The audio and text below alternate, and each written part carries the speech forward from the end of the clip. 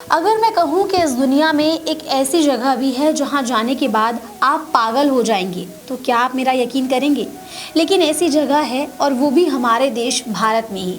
इस अनोखी जगह पर जो पेड़ पौधे मौजूद हैं वो रोज रात को इंसान बन जाते हैं। कौन सी है वो जगह, आज के इस वीडियो में इसी बारे में बात करेंगे।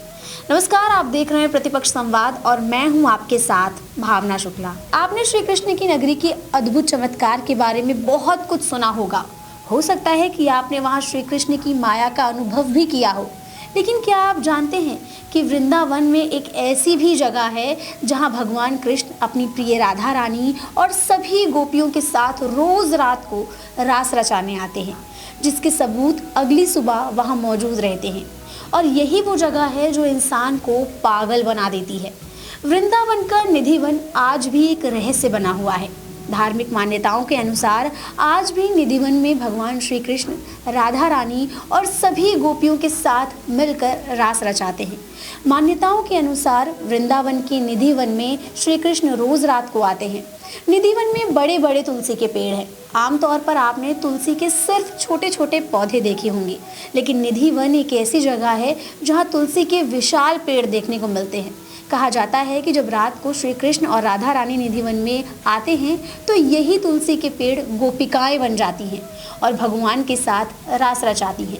वैसे तो आमतौर पर कोई भी वन वहां जाने की अनुमति 24 घंटे रहती है, लेकिन वृंदावन के निधिवन में आज भी शाम होने के बाद ही लोग वहां रुक नहीं सकते। निधिवन में शाम की आरती होने के बाद लोगों के अंदर जाने पर रोक लगा दी जाती है और सभी श्रद्धालुओं को मंदिर परिसर से बाहर कर दिया जाता है। निधिवन में एक छोटा सा महल है। इस महल को रंग महल के नाम से जाना जाता है। धार्मिक मान्यताओं के अनुसार रात को रंग महल में भगवान श्री कृष्ण गोपियों के साथ रास लीला रचाने के लिए आते हैं। ऐसा बताया जाता है कि भगवान श्री कृष्ण के इस रास को जिसने भी देख लिया वो या तो मर गया या फिर पागल हो गया। इसी कारण से निधिवन में रात को अंदर जाने पर मनाही है। सिर्फ इतना ही नहीं, बल्कि हैरानी तो तब होती है जब अगली सुबह भगवान के आने के सबूत परिसर के पुजारियों के हाथ लगते हैं।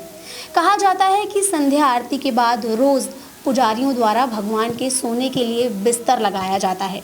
उनके खाने के लिए माखन मिश्री रखी जाती है, श्रृंगार का सामान रखा जाता है, भोग लगाया जाता है, पान और दातून भी रखा जाता है।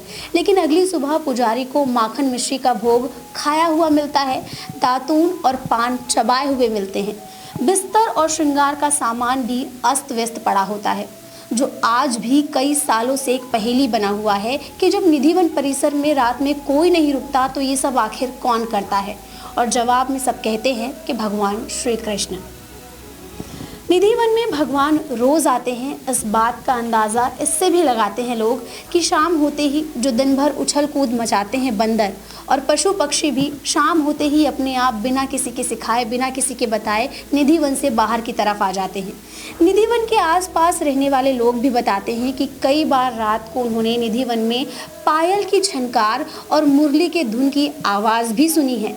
हालांकि आसपास रहने वाले लोगों को भी अनुमति नहीं है कि वो अपने घर की खिड़की खोलकर निधिवन में झांक सके। ऐसे भी दावे किए जाते हैं कि जो भी रात में निधिवन में रुकने की कोशिश करता है और भाग्य से रुक भी जाता है, रुकने में सफल हो जाता है और भगवान श्री कृष्ण की रासलीला को देख लेता है, वो तो या फिर अगले दिन मर जाता है या फिर पूरी तरह से अपने होशो हवास खो बैठता है।